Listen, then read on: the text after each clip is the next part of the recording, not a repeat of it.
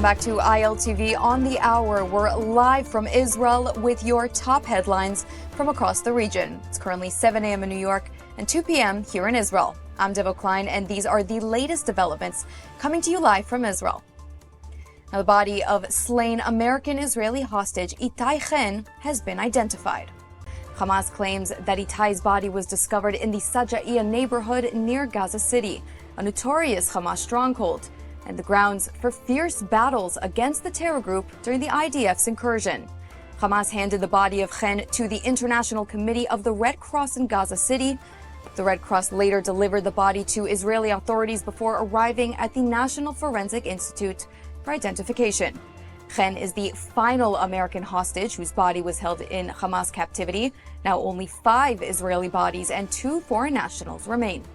Staff Sergeant Itay Chen, he was 19 years old when he was killed in his tank defending Kibbutz Nir Oz on October 7th, according to IDF intelligence.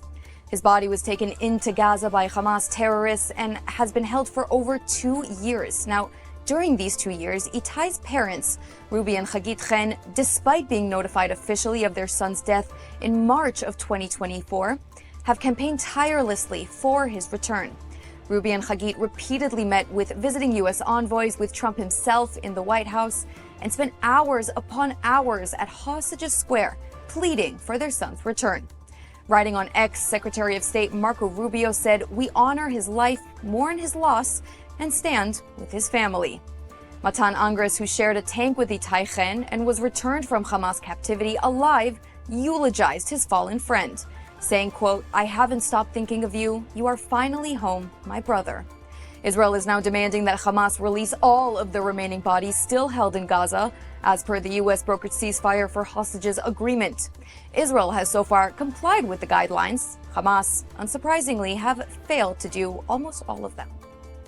And joining me now to discuss the latest developments coming out of Gaza, I'm joined by Dr. Eric Mandel, founder and director of MEPIN, and Professor Kobi Michael of the INSS and Misgav Institute. Thank you both so much for joining. Pleasure to be here. Thank you for having us.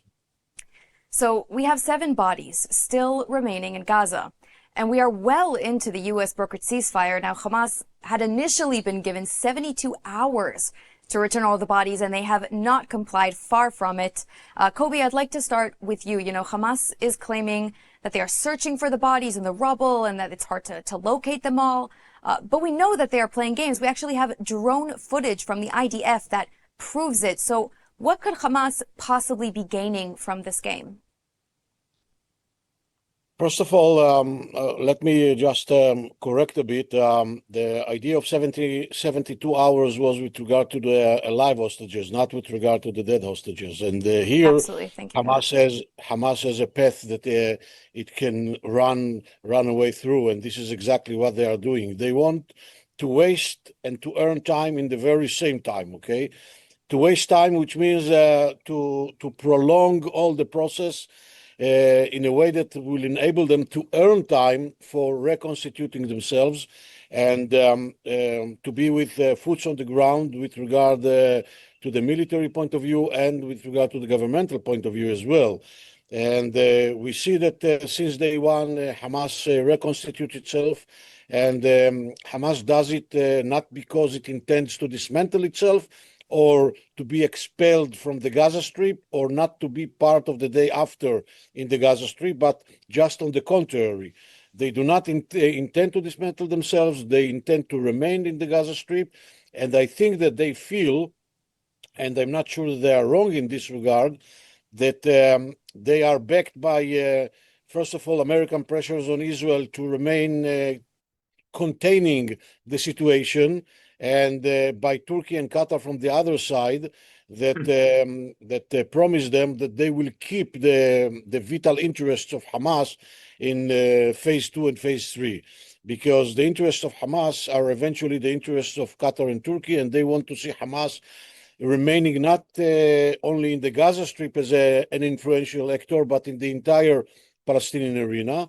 And therefore they feel, or they are under the consciousness of the upper hand, and they believe that they can continue manipulating and wasting the time. And this is exactly the situation that we are facing, unfortunately. Absolutely. And Dr. Mandel, if we could just get your thoughts on that as well. Time is on Hamas's side. This is a strategy. They know the longer that they wait, of course, the more they can consolidate their power. They are the dominant force. They are becoming stronger. Their adversaries, whether they are called quote unquote collaborators or clans or criminal networks, are getting weaker. They're taking their arms.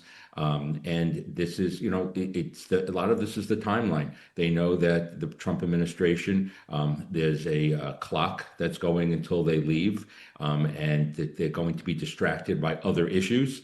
And the Trump administration's real only pressure is on Israel to concede and to do things, which is contrary to, I think, what American interests should be. So this is basically they're satisfied in 47% of Gaza. They are making things that appear to the outside world, like supposedly the PA and Hamas have agreed to some governing body, and we know that is, it's very transparent what it is. This will be Hamas controlled. They're not going to work with the PA at all. The PA is still trying to be relevant. Really, the question is, how long will America be patient or be interested? And just to keep an eye as we look at this from 35,000 feet, if the north with Hezbollah gets hot, if the popular mobilization forces in Iraq decide to get active, if the West Bank turns up a little bit, and that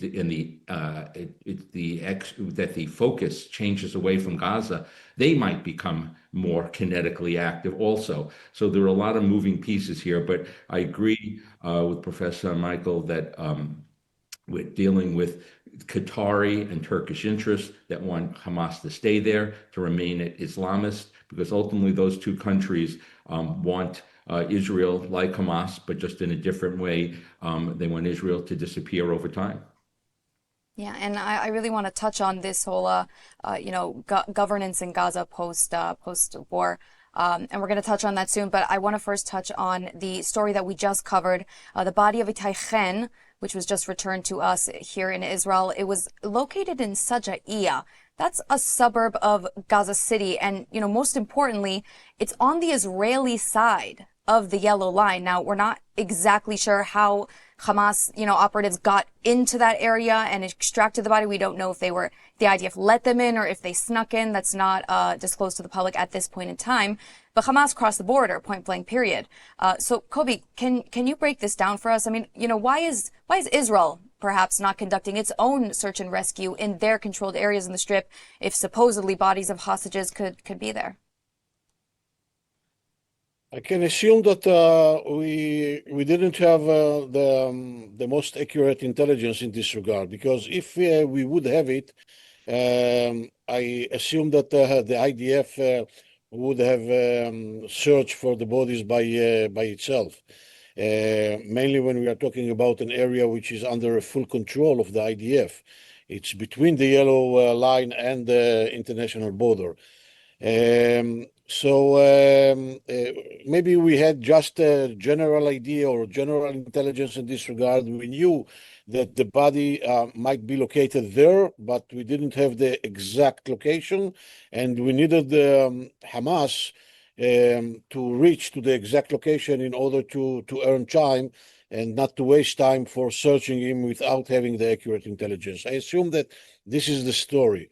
But at the end of the day, there is no doubt that there are some bodies in the western side which are beyond the yellow line, and Hamas knows how to reach to these sites and to take out the bodies and to release them, to bring them to the IDF. And Hamas continues playing on time and continues manipulating, because as we spoke before, okay, this is their strategy, this is their way. First of all, to torture the Israeli society.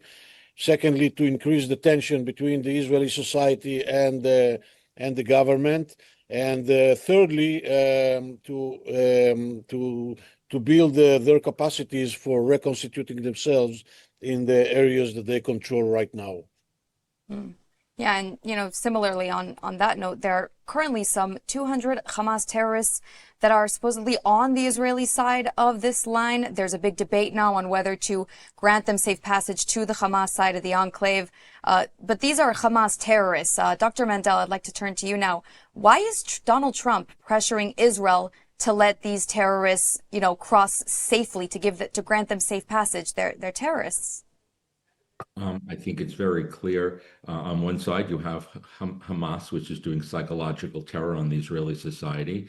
And on the other side, you have the president who wants to continue the ceasefire. And basically, this is the beginning of a very slippery slope. We're saying, again, because the only leverage here is on Israel. The Qataris and Turks are not going to put much pressure on Hamas, despite what the president says. And I think what's happening here is that the president's saying, just do this, let them out. I think a deeper point here is the tunnel network, and I have been reporting on this, for really over the last 2 years, is, I believe, mainly intact. And when I say mainly intact, it could be 60%, up to 60% that is still there. And the fact that there are tunnels over on the Israeli 53% side of the yellow line is troubling. And to dismantle the full tunnel network, even if Israel had, let's imagine Israel was allowed to go in and conquered and occupied all of Gaza, there would have been a guerrilla war that would have continued for years going on because they are in that tunnel network. So I think the problem here is the administration is saying, don't Israel get lost in the forest through the trees. But the bottom line is that they want to continue and keep this quote unquote victory going. I think the key here is that the administration really has to realize all we have here is a ceasefire, maybe even developing into a hudna, an Islamic term for a ceasefire. But this is not about peace. As long as Hamas is there, that is not in their vocabulary, and because they have a timeline that is non-Western, they are willing to just wait America out. Israel, though, who lives in a very tough neighborhood, knows what's really going on, and so what happens with those terrorists who are in those tunnels is representative of what's going to go on with American pressure on Israel as we go forward. Absolutely. And Kobi, I'd like to also get your take on that. And I'd also like to add on that, IDF Chief Eyal Zamir actually said recently that Israel would grant safe passage, hypothetically, to these 200-some terrorists in exchange for the body of Hadar Goldi. Now, this is a body that has been held in Gaza, if I'm not mistaken, since 2015. So, Kobi, what do you make of these comments, these remarks by the IDF Chief of Staff, and do you think that could actually work? 2014, I mean Hadar Goldin, I think that the idea of exchanging these 200 or so Hamas militants with or for the body of Hadar Goldin is an idea or a declaration that was made by the Chief General of Staff. Not by and at the beginning by even Prime Minister Netanyahu, but very quickly Prime Minister Netanyahu actually withdrew due to the political pressures. And in this regard, I think that these are right and correct political pressures, and they say that they will not be exchanged, they will not be released. I mean, the terrorists. They have two options and two options only. The first one is to surrender. The second one is to be killed. And I think that this is what Israel has to insist about, because with all the respect to the American administration, with all the respect and the honor to President Trump and his efforts, Israel has to make some concessions. Israel has to tolerate. Israel has to swallow, some frogs, but there must be a limit. In this regard, there are red lines, even when it comes to the relations with the United States, and this is one type or one kind of these red lines.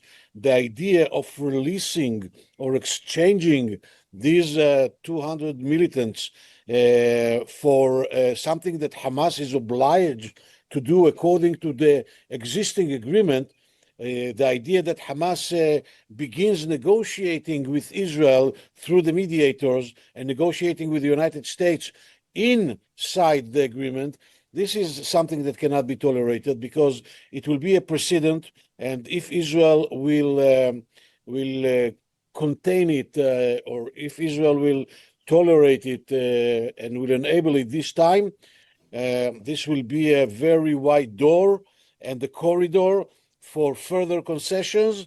And I think that it will cause huge troubles to Israel. And therefore, I want to believe that Israel will insist on that and that these 200 militants will not be released.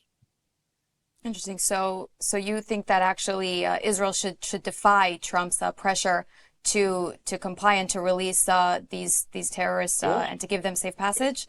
Dr. Mandel, do you agree?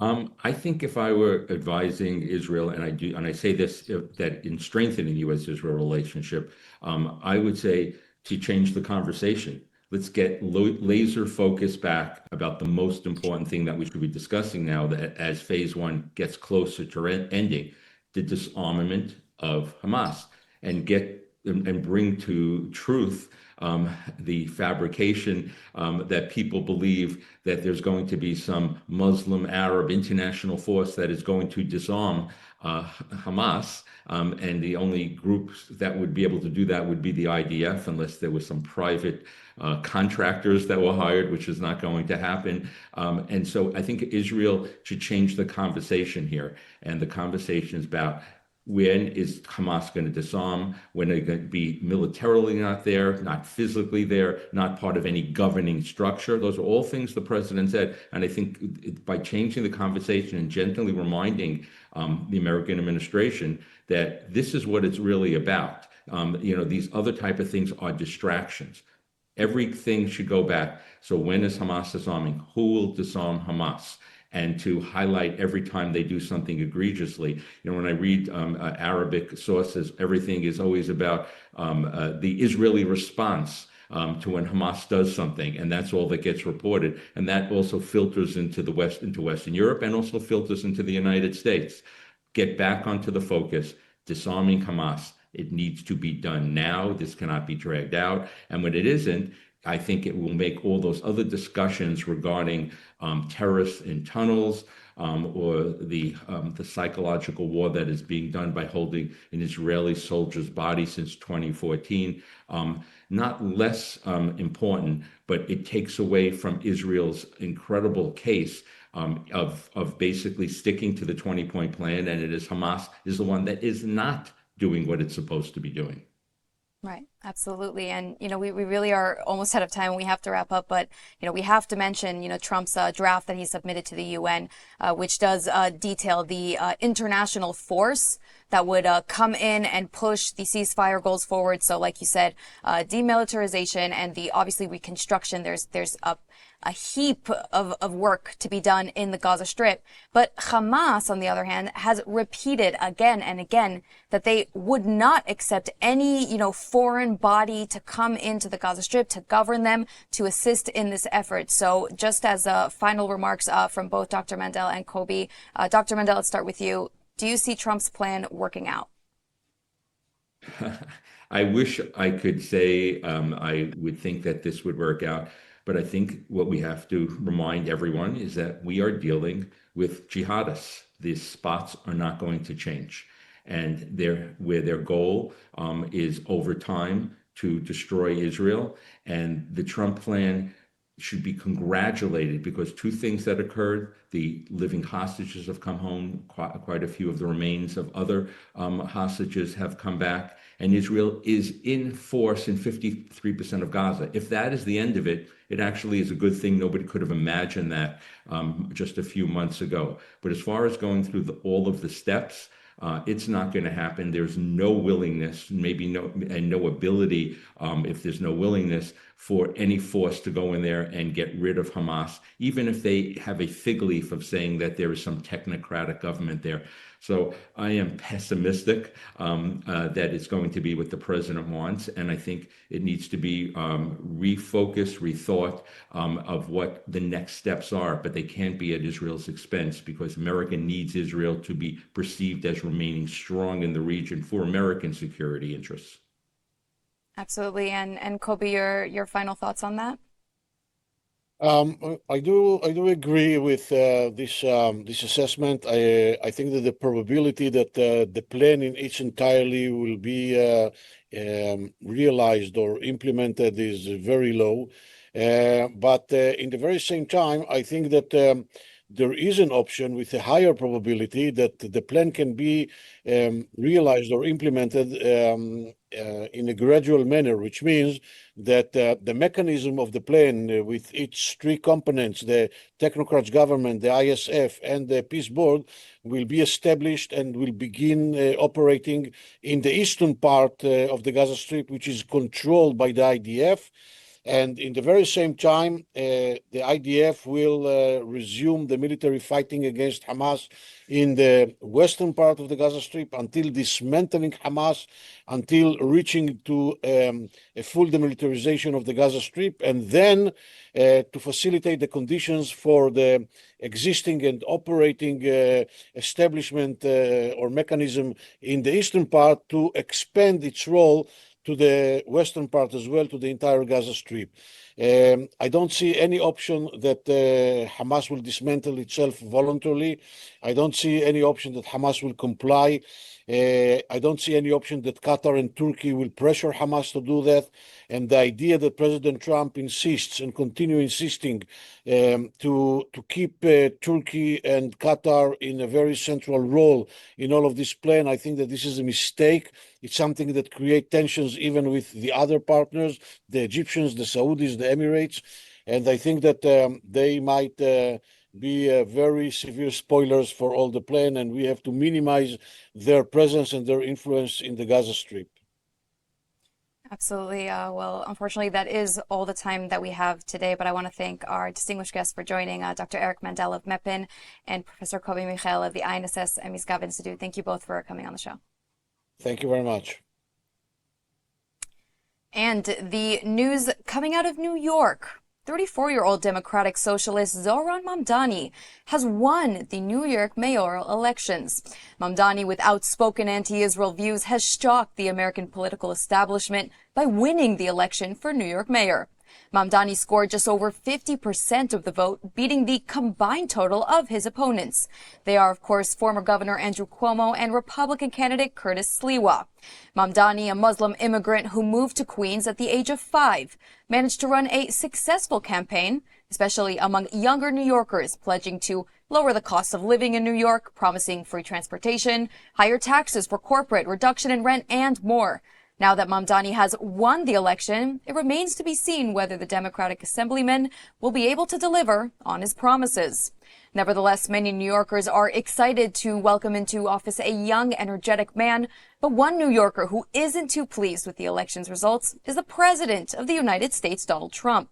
During Mamdani's campaign, Trump repeatedly criticized Mamdani, calling him a communist and threatening to withhold government funding to the city should Mamdani win, which he has. Now that he has won, Trump also tweeted that all of the Jews who voted for Mamdani, he called them stupid. But it was Mamdani's stance on Israel that actually generated the most controversy during his campaign. Mamdani has supported the BDS movement. He has refused to recognize Israel as the Jewish state and said he would have Prime Minister Netanyahu arrested if he stepped foot in New York. This, of course, in line with the ICC ruling against the Prime Minister. Yet those views didn't prevent him from winning in the city with the largest Jewish population outside of Israel. And joining me now to discuss all of this is Allison Josephs, the founder and executive director of Jew in the City. Allison, thanks so much for coming on the show. Thanks so much for having me. So, Allison, you are a New Yorker and you're Jewish. So what are the feelings like today after the elections? Well, I'm wearing black. I think that we're all kind of in a state of shock. I think we were hoping that some miracle would get pulled out and this wouldn't happen, even though There were signs for the last few months that this would happen. But to be honest, it almost feels like an act of God because it makes no sense that this man with no background came out of obscurity and won the hearts of a city where 25 years ago 9/11 happened, and yet he hangs out with people who say that New York deserved 9/11. I saw on X last night that Hamas and ISIS were congratulating him on the win. It's almost unfathomable, and so it somehow feels like this must be an act of God that this is happening now in history. I mean, it's as you said, surely this must be a wake-up call. You know, if you have terror organizations congratulating your success in elections, I mean, surely that's an indication that something might be wrong. But I do want to ask you about a video. You have a great video posted on your social media where you speak with Jewish New Yorkers, and I'm sure you've been speaking to many of them ever since the results of the elections have come out. Could you share the sentiment in the community right now? Is everybody, you know, shocked, or is there actually a little bit of a feeling that you kind of knew this was going to happen? I think it's a feeling of shock. And I think, you know, people are talking about it's time to go to Florida. And I'm thinking it may be time to consider going to Israel. Not to sound, you know, too hyperbolic, but if you look back at history at different points when sort of bad days for Jews arose and you sort of wondered how did that come about, I really do fear like, is this win a sign of another candidate that could arise in the future in a bigger platform that could bring very bad things to the Jews? The clip that you're referring to is some of the work that we're doing in our organization within Hollywood. We did a video in the last week that went viral called Like a Jew. We basically remade the viral Always Like a Girl commercial where we took adults' ideas of how Jews are depicted on TV and film, and then we asked Jews, the children, what it meant for them to talk like a Jew, act like a Jew. And what comes out of the video is that the adults are really parroting the tropes and stereotypes that we've seen for decades and decades in media, and the children have an idea that being Jewish is about good values and tradition and being a good person. And I guess I see this viral video as sort of a response to this Mamdani news, in that we have to keep fighting for better representation and also remembering who we are. To me, this feels like sort of some sort of spiritual message that, again, a man from obscurity with no resume whatsoever and no experience could be leading the city where 9/11 happened 25 years ago. And so I think we have to, you know, sort of strengthen our commitment to our heritage, to each other, and consider maybe our time in this country may be coming to an end. Interesting. And, you know, we really have to wrap up real soon, but just as closing remarks, there are a lot of Jews actually who voted for Mamdani. You know, I saw recently, you know, Mandy Patinkin, the actor, endorsed him. So what's the explanation for that? How can people, you know, vote for a man who is very vocally against them? So I would say Jews like Mandy Patinkin and a lot of the Jews that were in Hollywood for the last century, and kind of put them in the same category of Jews that internalize hatred and shame. When we had so many generations of our enemies putting us down and wanting our destruction, unfortunately, sometimes intergenerational trauma can lead to Jews sort of being a part of their own self-destruction. So I think we need to have moral clarity and see what's happening and recognize who we are. And for me, this is a wake-up call. We've already been Absolutely. considering moving to Israel, but I will tell you, I said to my husband last night, let's start to get our affairs in order. Absolutely. Well, you always have a place here in Israel. We'd always have you with open arms. This is a very charged topic, and I'd love to discuss for longer, but we are out of time. So I want to thank you so much for joining us on the show today, Allison. Thanks so much. Of course. And that is a wrap for this edition of ILTV on the Hour. Stay with us throughout the day for our next edition of ILTV on the Hour. We'll be here giving you all of the updates coming out of the region. But in the meantime, scan that QR code to download our ILTV app. I'm Devo Klein, and thank you so much for watching.